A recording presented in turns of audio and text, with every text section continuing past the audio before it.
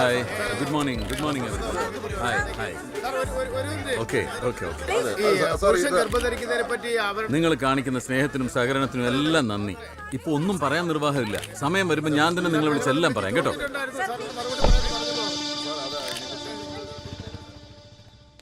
Good morning everybody.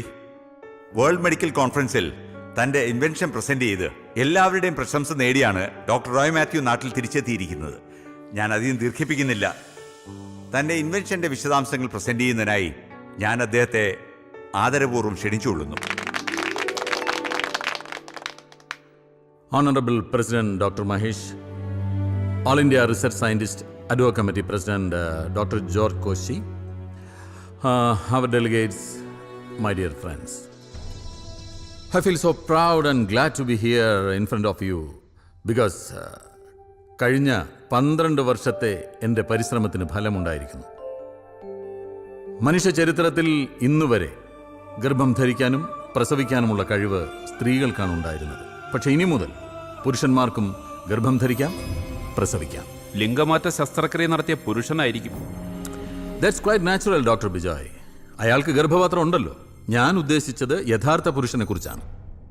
സസ്തനികളായ മുയൽ, കുരങ്ങ് എന്നിവയിൽ നടത്തിയ പരീക്ഷണങ്ങൾ വിജയിച്ചപ്പോഴാണ് മനുഷ്യരിലും ഇത് പരീക്ഷിക്കാം എന്ന നിഗമനത്തിൽ ഞാൻ എത്തിയത്. So I would like to request your kind attention for my presentation.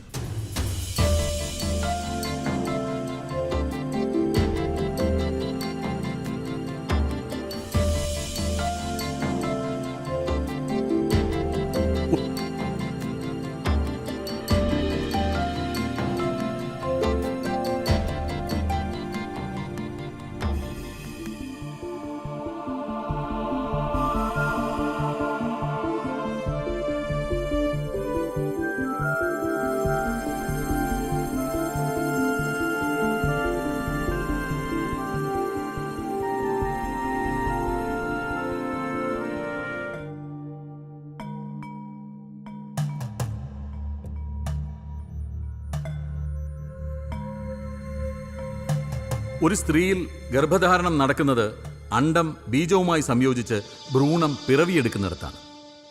എന്നാൽ പുരുഷന്റെ കാര്യത്തിൽ പെരിറ്റോണിയൽ കാവിറ്റിയിൽ ഭ്രൂണം നിക്ഷേപിക്കപ്പെടുകയാണ്. പെരിറ്റോണിയൽ കാവിറ്റിയിൽ 4 ആഴ്ചയിൽ കൂടുതൽ ഭ്രൂണം വളരില്ലല്ലോ. ആഫ്റ്റർ 4 വീക്സ് അത് പൊട്ടി ഫ്ലൂയിഡായിട്ട് പുറത്തു പോകും. നോർമലി സ്ത്രീകളിലും യൂട്രസിന് പുറത്ത് ചിലപ്പോഴൊക്കെ ഗർഭധാരണം നടക്കുന്നുണ്ടല്ലോ. സി, നമ്മളൊക്കെ MBBS പഠിച്ച കാലഘട്ടത്തിൽ നിന്നും മെഡിക്കൽ സയൻസ് ഒരുപാട് വളർന്നു. As per the new findings 45 weeks, അതായത് 315 ദിവസം വരെ ഭ്രൂണത്തിന് പെരിറ്റോണിയൽ കാവിറ്റിയിൽ വളരാൻ കഴിയും. വിദേശത്തുള്ള അനേകം ശാസ്ത്രജ്ഞന്മാരുടെ മെയിൽ കമ്മ്യൂണിക്കേഷൻ ഡോക്ടർ റോയിയുടെ വാദത്തെ സപ്പോർട്ട് ചെയ്യുന്നുണ്ട്. ബട്ട് ഡോക്ടർ, ഒരു പുരുഷൻ എങ്ങനെ പ്രസവിക്കാനാവും? Doctor you said the point. പുരുഷന് വജൈന ഇല്ലാത്തതുകൊണ്ട് ഒരു സിസേറിയനിലൂടെ മാത്രമേ നമുക്ക് കുഞ്ഞിനെ പുറത്തെടുക്കാൻ കഴിയൂ. ഡോക്ടർ, ഈ പരീക്ഷണത്തോട് എനിക്കൊട്ട് യോജിക്കാനാവില്ല. We have some ethics. കാലാകാലങ്ങളായി നാം പിന്തുടരുന്ന ആചാരങ്ങൾ. നമുക്കൊരു സംസ്കാരമുണ്ട്.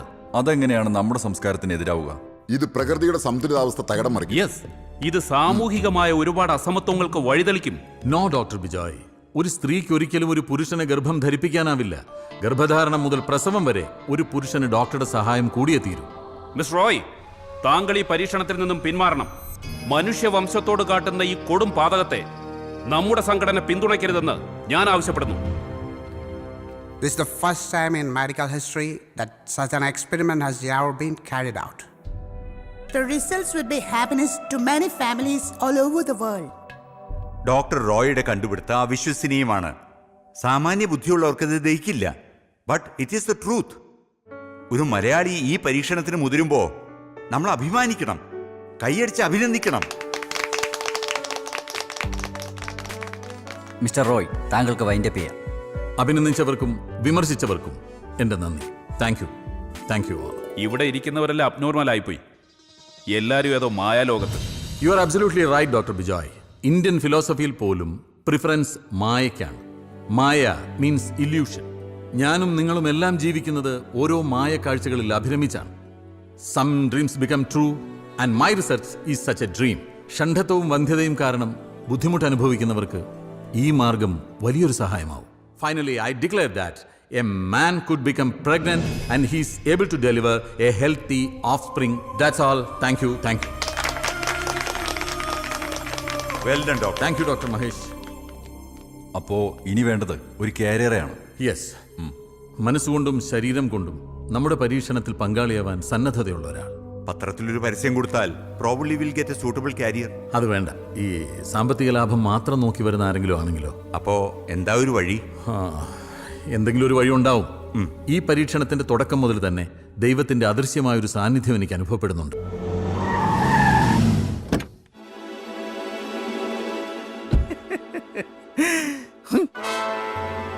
ഇത് സുതിക്കുള്ള പണിയാണല്ലോ മായേ. ആരാത്? സുതി കുറെ പൈസ കടം മേടിച്ചിട്ടുള്ള ആളാ. സൂപ്പർ ഫാസ്റ്റ് കൊറിയർ സർവീസിലേക്ക് സ്വാഗതം. നമസ്കാരം. സുധിയുണ്ടോ ഇവിടെ? അയ്യോ, സുധി ഒരാഴ്ചയായിട്ട് ഇങ്ങോട്ട് വന്നിട്ടേ ഇല്ല. ആണോ? കാണാൻ കൊതിയാവുന്നു അല്ലേ? ആരാടാ അത്? അയ്യോ, മുതലാളി ഇവിടെ ഉണ്ടായിരുന്നോ? ദേ സുധി, നമ്മളിപ്പോ പറഞ്ഞതേ ഉള്ളൂ, 100 ആയുസ് അല്ലേ? മുൻവശം മുൻപിലാണെങ്കിലും മുൻവശത്ത് വാതിൽ പുറകുവശത്താ, ആ വഴി വന്നായിരിക്കും. അവന്റെ മുൻവശത്തെ പാല് ഞാൻ പുറകുവശത്താക്കും. ചേട്ടൻ ഇവിടെ പ്രശ്നമൊന്നും ഉണ്ടാക്കരുത് പ്ലീസ്. എടാ പന്ന പുന്നാര മോനെ, നീ എന്നെ കുറിച്ച് എന്താ കരുതിയത്? മുങ്ങി നടന്നതിനെ ഞാൻ കണ്ടുപിടിക്കത്തില്ലെന്ന് വിചാരിച്ചോ? ഞാൻ അങ്ങനെയൊന്നും പിന്നെ കരുതില്ല. നീ എന്നാ കോപ്പാടാ കരുതിയത്? എടാ എന്നെ നീ വെറും കരുത് കേട്ടോ. എടാ ഞാനിന്ന് ഇവിടെ വന്നിട്ടുണ്ടെങ്കിൽ നീ എനിക്ക് തരാനുള്ള 20 ലക്ഷം രൂപ അതിന് പലിശ വാങ്ങിച്ചോണ്ട് പോകത്തുള്ളൂ. എന്റെ കയ്യിൽ ഇല്ലാഞ്ഞിട്ടാ. കഷ്ടായി പോയല്ലോ. അപ്പൊ ഇനി എന്നാ ചെയ്യാനാ? നീ ഒരു കാര്യം ചെയ്യും, നാളെ രാവിലെ രജിസ്റ്റർ ഓഫീസിലോട്ട് വന്നൊന്ന് സൈൻ ചെയ്ത് തന്നേര്. അല്ലടാ, അതിന് ഞാൻ മാത്രം സൈൻ ചെയ്ത പോരല്ലോ. ഇവന് ആകപ്പാടെയുള്ള കിടപ്പാടോ അല്ലേ, അത് എഴുതി തരണമെന്ന് പറഞ്ഞാ? എടാ 1ഉം 2ഉം അല്ല, 20 ലക്ഷമാ. 2 വർഷമായിട്ട് പലിശയില്ല. അത് ഞാൻ മനഃപൂർവ്വം തരാത്തതല്ല. അറിയാം, തരണോന്ന് നീ വിചാരിച്ചാലും നടക്കത്തില്ല. 12 ലക്ഷത്തിലധികം രൂപ കഴിഞ്ഞ 3 വർഷത്തിനിടയ്ക്ക് ഞാൻ തന്നില്ലേ? എടാ നീ തന്നു, അത് പലിശ. എന്റെ മുതലെവിടെ? വീടിന്റെയും പറമ്പിന്റെയും ആധാരം എന്റെ കയ്യിലുണ്ട്. അതുമാത്രമല്ല, ബ്ലാങ്ക് ചെക്കിലും മുദ്രപത്രത്തിലും ഒപ്പിട്ട് തന്നിട്ടാ നീ നിൽക്കുന്നത്. ഇത്രയും ഡോക്യുമെന്റ്സ് കയ്യിലുള്ള സ്ഥിതിക്ക് കുറച്ച് അവധിയും കൂടെ കൊടുത്തൂടെ? എന്റെ മുഖത്ത് നോക്കി ന്യായം പറയുന്നോടാ. എടാ കിട്ടാനുള്ള പണം ഉണ്ടാക്കിയ തന്തയാണെങ്കിലും കുത്തിന് പിടിച്ച് മേടിക്കുന്നവനാ ഈ ആന്റണി ഐസക്ക്. സുധി, നിനക്കെന്നെ അറിയാവല്ലോ. ഇണങ്ങിയ ഞാൻ പൂച്ചക്കുട്ടിയാ, പിണങ്ങിയ ഉണ്ടല്ലോ. നീ ഒരു കാര്യം ചെയ്, ഞാൻ ആ വെണ്ടർ ബാലകൃഷ്ണപിള്ളയോട് ഒരു വിലയാധാരം തയ്യാറാക്കി വെക്കാൻ പറഞ്ഞിട്ടുണ്ട്. നാളെ രാവിലെ കൃത്യം 11 മണിക്ക് രജിസ്റ്റർ ഓഫീസിൽ സകുടുംബം എത്തിച്ചേർന്ന് അതൊന്ന് സൈൻ ചെയ്ത് തന്നേര്. എനിക്ക് ഇച്ചിരി സമയം കൂടി താ. ഞാനത് ആർക്കെങ്കിലും വിറ്റിട്ട് നിങ്ങളുടെ കടം വീട്ടാം. എന്റെ പൊന്നു സുധി, നീ ആവശ്യമില്ലാത്ത സ്വപ്നങ്ങൾ കാണല്ലേ. നീ കടം വീട്ടിയ നിനക്ക് മനസ്സമാധാനം, എനിക്കാണെങ്കിൽ കടം കൊടുത്ത കാശ് തിരിച്ചു കിട്ടിയതിന്റെ സമാധാനം. അപ്പൊ ശരി, നാളെ രാവിലെ കൃത്യം 11 മണി. അടാ, പാവങ്ങളല്ലേ സഹായിക്കാന്ന് വെച്ചാൽ നമ്മക്കിട്ട് തരിക.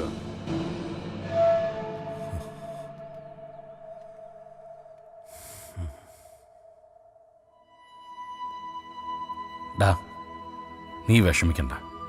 ഈ ആന്റണിയുടെ കയ്യിൽ നിന്ന് രക്ഷപ്പെടാൻ ഒരു വഴിയുണ്ട്. എന്തു വഴി? യെസ്, മുഹമ്മദ് കുട്ടി സ്ലീപ്പിംഗ് അല്ല സ്പീക്കിംഗ്. ലിവറ്, ഹാർട്ട്, ചെറുകുടൽ, വൻകുടൽ എല്ലാം മിതമായ വിലയ്ക്ക് കിട്ടുന്ന സ്ഥാപനമാണ് സേവകൻ അസോസിയേറ്റ്. നിങ്ങൾക്ക് എന്തുവാ വേണ്ടത്? എന്തുവാ? പ്ലേഹയോ? അതെന്തുവാ? ഇടോ, അതൊക്കെ ഈ സാധാരണ മനുഷ്യർക്കുള്ള സാധനമാണോ? എന്തോ പോടി ഓടിത് പ്ലീഹ പോലും പ്ലീഹ. നമസ്കാരം സാർ. എന്തുവാ നിങ്ങളുടെ പ്രശ്നം? ഓ, ഹലോ, ഹാർട്ടോ. അതെ, നിങ്ങളെ നാളെ വൈകിട്ട് വിളിക്കേ. ശരി. എന്താ നിങ്ങളുടെ പ്രശ്നം? അതായത് ഹലോ, ഭയങ്കര ബിസിയുള്ള ആളാ. ലിവറോ ആടിന്റെയോ? എടോ, ഇത് ഇറച്ചിക്കടയല്ല, മനുഷ്യന്മാരുടേതേ എടുക്കത്തുള്ളൂ. ഇനി കാര്യം പറ, കൊടുക്കാനാന്നോ എടുക്കാനാന്നോ? കൊടുക്കാനാ. ഏത് പാർട്സാ? അത് ഈ കിഡ്നി ആണെങ്കിലോ? അത് കൊള്ളാം. പിന്നെ പ്രായം, ബ്ലഡ് ഗ്രൂപ്പ് ഇതിനെ ആശ്രയിച്ചായിരിക്കും വില. നിങ്ങളെ എത്രയായിരിക്കും ഉദ്ദേശിക്കുന്നത്? കുറച്ച് കൂട്ടി പറഞ്ഞു. ഒരു 10 ലക്ഷം 20 ലക്ഷം രൂപ. അത്രയൊന്നും കിട്ടത്തില്ല. മാർക്കറ്റ് വില 5 ലക്ഷം രൂപയാണ്. അതിൽ നിന്ന് 20% എന്റെ കമ്മീഷനാ. 20%? ഇതൊക്കെ വലിയ വലിയ ഡോക്ടേഴ്സുമായിട്ടുള്ളൊരു ടൈപ്പാ. ഇനിയിപ്പോ എന്താ ചെയ്യാ? നീ വിഷമിക്കണ്ട. 2 കിഡ്നി തന്നാലോ? 10 ലക്ഷം രൂപ. സമ്മതിച്ചു. അത് വേണ്ടടാ. പിന്നെ കാര്യം നടക്കണ്ടേ? അതല്ലടാ, എന്റെ കാര്യത്തിന് നിന്റെ ഒരു കിഡ്നിയും കൂടെ എടുക്കാന്ന് വെച്ചാ. എന്റെ കിഡ്നിയോ? നിന്റെ 2 കിഡ്നി കൂടെ കൊടുക്കുന്ന കാര്യമോ ഞാൻ പറഞ്ഞത്? ഒരാളുടെ 2 കിഡ്നി എടുത്ത് കൊടുത്താൽ ആള് തട്ടിപ്പോവും. ആണോ? അതെ, ഒരു കിഡ്നി തരാം, വളരെ അത്യാവശ്യമായതുകൊണ്ടാ. ഒരു 20 ലക്ഷം രൂപ എങ്ങനെയെങ്കിലും തരണം. എല്ലാ ബോഡി പാർട്സും ഞങ്ങൾ എടുക്കും. ഒരു കാര്യം ചെയ്യും, ഈ 2 എണ്ണം ഉള്ളതിന്ന് നമുക്ക് ഓരോന്നും എടുക്കാം. ചിലപ്പോ 20 ലക്ഷം തികയുമായിരിക്കും. ഒന്നൊന്നേ, എല്ലാത്തിനും ഓരോന്നെടുത്ത പ്രശ്നമാവോ? അതെ, പ്രശ്നമാവും. അപ്പോ വേറൊരു നിവൃത്തി ഇല്ലല്ലേ? പിന്നെ ഇതിലും കൂടുതൽ വലുതൊന്നും എടുക്കാൻ ആള് വരുമ്പോ ഞങ്ങൾ അറിയിക്കാം. നിങ്ങളുടെ നമ്പർ ഓഫീസിൽ കൊടുത്തിട്ട് പോക്കോളൂ. ശരി. ശരി. പോവാം. 20 ലക്ഷത്തിന് കൊണ്ടുവച്ചിരിക്കല് ഇവനക്ക് വേറെ പണി. അയ്യോ, എന്റെ കെട്ടിപ്പോയി. മതമിളകിയ ആന പാപ്പാനെ കുത്തിക്കൊന്നു. മതമിളകിയ ആന പിന്നെ ഭാഗവതം വായിക്കൂ. വീട് പണിയാൻ വന്ന മേസ്ത്രിയോടൊപ്പം വീട്ടമ്മ ഒളിച്ചോടിപ്പോയി. കുറ്റം പറഞ്ഞിട്ട് കഥയില്ല, പണി അറിയാവുന്നവന്റെ കൂടെ പോയി. അളിയനെന്ന് പാർട്ടിയുടെ ഉപരോധമൊന്നും ഇല്ലേ? ഇല്ല, ഇന്നലത്തെ ഉപരോധം കുറച്ച് കടുത്തു പോയി. അപ്പൊ ഇന്നലെയും തല്ലുണ്ടായി. പിന്നെ ഈ കൂട്ടത്തിലുള്ള ആളുകളാണോ അളിയ തല്ലുണ്ടാക്കുന്നത്? ഓടിച്ചിട്ട് തല്ലുന്നതിനിടയ്ക്ക് തിരിഞ്ഞു നോക്കാൻ പറ്റില്ല. ഓഹോ, എന്നാലും ഒന്ന് തിരിഞ്ഞു നോക്കിയിരുന്നെങ്കിൽ ആളെ തിരിച്ചറിയായിരുന്നു. അയ്യേട്ടാ, തിരിഞ്ഞു നോക്കി ഒരുത്തനെ ഐസിയൂല തിരിഞ്ഞു നോക്കണോ അത്ര? സാധാരണക്കാരായ ജനങ്ങൾക്ക് അവരെ ബുദ്ധിമുട്ടിക്കുന്ന സമരങ്ങളോടുള്ള വെറുപ്പ് ഇപ്പൊ കൂടി വരിക. സ്ത്രീകൾ വരെ പ്രതികരിച്ചു തുടങ്ങി. പാർട്ടിക്ക് ഇനി പിടിച്ചു നിൽക്കണമെങ്കിൽ പുതിയ വഴികൾ തേടണം. അപ്പൊ അതൊക്കെ അറിയാം, പക്ഷേ പാർട്ടിയുടെ നേതാക്കന്മാർ കൂടി അത് ബോധ്യപ്പെടണം. അല്ല, ഇന്നെന്താ പരിപാടി? വിമലയും കൂട്ടി ഡോക്ടറെന്ന് കാണണം, ഒരു റൂട്ടീൻ ചെക്കപ്പ്. ഞാനും കൂടെ വരാളിയാ. വേണ്ട, മാളുണ്ടല്ലോ അവിടെ. നീ ടാബ്ലറ്റ്സ് ഒക്കെ മുടങ്ങാതെ കഴിക്കുന്നുണ്ടോ? എനിക്ക് മടുത്തു ഏട്ടാ. എനിക്ക് ഒരിക്കലും ഒരു അമ്മയാവാൻ പറ്റില്ലെന്ന് എന്റെ മനസ്സ് പറയുന്നു. നീ എന്തിനാ ആവശ്യമില്ലാത്തതൊക്കെ ചിന്തിക്കാൻ പോകുന്നത്? ഡോക്ടർ അങ്ങനെ പറഞ്ഞു. അതെ, ഡോക്ടർ മഹേഷ് അത്ര നിസ്സാരക്കാരനൊന്നുമല്ല. വന്ധ്യതാ ചികിത്സയിൽ നമ്മുടെ നാട്ടിലെ നമ്പർ 1 ഡോക്ടറാ. നീ സന്തോഷത്തോടെ പോയിട്ട് വാ. ശരി. മുജ്ജന്മ ശാപമാവും എന്റെ മോൾക്ക് ഇങ്ങനെ ഒരു അവസ്ഥ വരാൻ. എന്താ അമ്മ ഇത്? ഒന്ന് പുറത്തു പോകാൻ പോലും മടിയാ അവൾക്ക്. ആൾക്കാർ ഓരോന്ന് കുത്തി കുത്തി ചോദിക്കുന്നത് കേട്ടിട്ട്.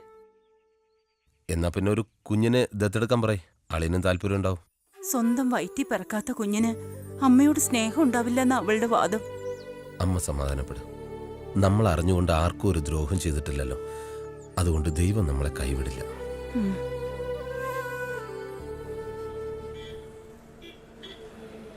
ഡാഡി, എന്റെ ക്ലാസ്സിലെ നവീൻ കൃഷ്ണൻ BBC-യിൽ ഡാഡിയുടെ ഫോട്ടോ കാണിച്ചോ റിപ്പോർട്ട് വന്നെന്ന് പറഞ്ഞു. ആണോ? മോള് കണ്ടില്ലേ? ഇല്ല, 24 അവേഴ്സും പഠിച്ചോളണമെന്നാണ് മമ്മിയുടെ ഓർഡർ. മോള് നന്നായിട്ട് പഠിക്കുന്നുണ്ടോ? എല്ലാത്തിനും എനിക്ക് A+. ഇന്റർ സ്കൂൾ ഇലോക്കേഷൻ കോമ്പറ്റീഷനും എനിക്കാ ഫസ്റ്റ്. ആണോ? Very good, congrats. ഡാഡിയും മമ്മിയും ഇനി ഒരിക്കലും ഒരുമിക്കില്ലേ? എന്താ നിങ്ങൾക്കിടയിലെ പ്രശ്നം? അത് മോളിപ്പോ കൊച്ചുകുട്ടിയാ, വലുതാവുമ്പോ അതൊക്കെ മനസ്സിലായിക്കോളും. ഈഗോ? പെട്ടെന്ന് തോന്നുന്നൊരു കൗതുകം കൊണ്ട് ഒന്നും സ്വന്തമാക്കാൻ ശ്രമിക്കരുത്, even if it's a toy. Mummy പാവമാ ഡാഡി. ഞങ്ങൾ തമ്മിലുള്ള ഈ സെപ്പറേഷൻ ഞങ്ങൾ അറിഞ്ഞുകൊണ്ട് തന്നെ ചെയ്തതാ. We are not divorced, just separated. ആർക്ക് വേണ്ടിയാ? ആര് ഡിസൈഡ് ചെയ്തു? മോളുടെ മമ്മി. എന്നെ കാണാതിരുന്നാൽ, എൻ്റെ ശബ്ദം കേൾക്കാതിരുന്നാൽ അവൾക്ക് സമാധാനം കിട്ടുമെന്ന് പറഞ്ഞപ്പോൾ മോൾ അതൊന്നും ആലോചിക്കണ്ട. ഡോൺ വറി, നന്നായിട്ട് പഠിക്കണം. എന്ത് ആവശ്യമുണ്ടെങ്കിലും ഡാഡിയോട് ചോദിക്കണം, കേട്ടോ? ഡാഡി മോളെ കൊണ്ടുപോയി ഡ്രോപ്പ് ചെയ്യാം. പെട്ടെന്ന് കഴിക്കാം, ഇനിയും വൈകിയ മമ്മി വഴക്ക് പറയും. കഴിച്ചോ. ചേട്ടൻ ധൈര്യമായിട്ടിരിക്കും ചേട്ടാ. എന്ത് സംഭവിച്ചാലും ഞാൻ നോക്കിക്കോളാം. ധൈര്യമായിട്ടിരിക്കാൻ പറഞ്ഞില്ലേ, പിന്നെ ഇതിലെ ടെൻഷൻ അടിക്കുന്നത്? എന്താടാ, കുറെ നേരം ആയില്ലേ? ഒന്നും പറയണ്ട. എന്റെ പാവൻ ചേട്ടൻ കുഞ്ഞൊരു വീട് പണിത്, അത് പഞ്ചായത്തിൽ അറിയിച്ചില്ലെന്ന് പറഞ്ഞ് വലിയ പ്രശ്നമായടാ. നിങ്ങളുടെ പഞ്ചായത്താണോ? അതെ. അപ്പൊ പിന്നെ അറിയിക്കണ്ടേ? എന്തിന്? പുതിയ പഞ്ചായത്ത് ഓഫീസ് പണിതപ്പോ എന്റെ വീട്ടിൽ അറിയിച്ചോ? ഇല്ലല്ലോ. പിന്നെന്തിനാ നമ്മൾ അവരെ അറിയിക്കുന്നത്? ഒരു പാല് വിട്ട് അങ്ങോട്ടും ഇങ്ങോട്ടും വേണം, അത് പഞ്ചായത്തായാലും മുനിസിപ്പാലിറ്റി ആയാലും. എടാ, ഈ പഞ്ചായത്ത് ഓഫീസിനെ അറിയിക്കണം. നീ പഞ്ചായത്തിന്റെ ഭാഗത്താണോ എന്റെ ഭാഗത്താണോ? അതെ, സുധിസാറിനെ അന്വേഷിച്ച ഒരാൾ പുറത്തു വന്നിരിക്കും. ആരാ? വേറെ ആര്? നീ പൈസ മേടിച്ചിട്ടുള്ള ആരെങ്കിലും ആയിരിക്കും. വെളുപ്പിനെ മരിച്ചു പോയെന്ന് പറഞ്ഞേക്കും. അയ്യോ അതല്ല, ഇത് കാശ് ഇങ്ങോട്ട് തരാൻ വന്നാ പറഞ്ഞേ. കണ്ടിട്ട് ആളൊരു മാന്യനാന്ന് തോന്നുന്നു. മാന്യന്മാരാടാ നിന്നെ തിരക്കി വരുന്നത്? അറിയില്ലളിയ. നീ ഇവിടെ ഇരുന്ന് എല്ലാം ഫില്ല് ചെയ്തേ. കറക്റ്റ് അഡ്രസ് തന്നെ എഴുതണേ, മാറരുത്. ഫില്ല് ചെയ്തോളൂ. ആരാടാ? ഓടല്ലേ ഓടല്ലേ. അതെ, നമ്മൾ തൽക്കാലം കിഡ്നി വിൽക്കാൻ തീരുമാനിച്ചിട്ടില്ല. കിഡ്നിക്കല്ല ഞാൻ വന്നത്. പിന്നെ പറയാം. സുധിയെ കുറിച്ച് ഞങ്ങളെല്ലാം അന്വേഷിച്ചു. കഷ്ടം അല്ലയോ? അതെ. ആ, വീടും പറമ്പും ഒക്കെ നഷ്ടപ്പെടുക എന്ന് പറഞ്ഞാ അത് അതിലും വലിയ കഷ്ടമുള്ള കാര്യമാ അല്ലയോ? പിന്നെ ആ, പെട്ടെന്ന് എടുപിടിയിൽ നിന്ന് 20 ലക്ഷം രൂപ ഉണ്ടാക്കുക എന്ന് പറഞ്ഞാ അത് അതിലും വലിയ കഷ്ടമുള്ള കാര്യമല്ലയോ? അല്ലയോ? അതെ അതെ. ആ, പക്ഷേ സുധി, നീ വിചാരിച്ചാൽ 10 മാസം കൊണ്ട് 20 ലക്ഷം രൂപ ഉണ്ടാക്കാം. 10 മാസം കൊണ്ടോ? അതെങ്ങനെ? അതൊക്കെ കൊണ്ട്. പക്ഷേ ഈ 10 മാസവും പറയുന്നതനുസരിച്ച് നിൽക്കണം ഇല്ലയോ? അതെ. ആ, മമ്മൂട്ടിക്കാൻ നിങ്ങൾ കാര്യം എന്താണെന്ന് വെച്ചാൽ തെളിച്ച് പറ. ഇടാ ഒന്നുമില്ല, ഒരു ഗർഭം ചുമക്കണം. ഇറങ്ങി പോടോ വെളി. ഈ മുതുക്ക പ്രായത്തിൽ താൻ ചെന്ന് ആർക്കോ ഗർഭം ഉണ്ടാക്കിയിട്ട് അത് നമ്മൾ ചുമക്കണോ? എടാ, എനിക്കതിനുള്ള ആംബിയർ ഇല്ലെന്ന് നിനക്ക് അറിഞ്ഞൂടെ? ഇതല്ല, പിന്നെ ഒരാളെ ഗർഭമാക്കണം. നിങ്ങൾക്കപ്പൊ അതിന്റെ പണിയുണ്ടല്ലേ? പെണ്ണിനെ കൊണ്ടുവന്നിട്ടുണ്ടോ? ഇതൊന്നുമല്ല ഞാൻ പറയാൻ ഉദ്ദേശിച്ചത്. എന്തുവാ അത്? എന്തുവാണത്? സാറേ, വട്ട് ഡോക്ടറുടെ കാര്യം. ഒരു വട്ടു ഡോക്ടർ വന്ന് പെട്ടിട്ടുണ്ട്. അയാൾക്ക് ഗർഭിണിയാക്കാൻ ഒരു പുരുഷനെ വേണമെന്ന്. എന്തോ തട്ടിപ്പ് കേസാ. എന്തായാലും എന്താ, 1 മാസം 2 ലക്ഷം രൂപ വച്ച് 10 മാസം കൊണ്ട് 20 ലക്ഷം രൂപ നിനക്ക് കിട്ടും. അതിന്റെ കമ്മീഷൻ എനിക്കും കിട്ടും. എന്തോ പറയുന്നു? 1 മിനിറ്റ്. ഇയാളെ പറഞ്ഞുവിട്. അതെന്താ? ഇയാൾക്ക് മുഴുത്ത ഭ്രാന്താടാ. അല്ലടാ, അയാൾ പറയുന്നതിൽ എന്തെങ്കിലും ഒരു നിനക്കും ഭ്രാന്തായാടെ? ഭ്രാന്തോ? ഇയാക്കോ? കട സ്ഥലം എവിടാന്നാ പറഞ്ഞേ? ഊളൻ പാറ. ആളെ നോക്കുന്നതിന് മുമ്പ് ഇയാളെ കൊണ്ട് മരുന്ന് കൊടുക്കടാ.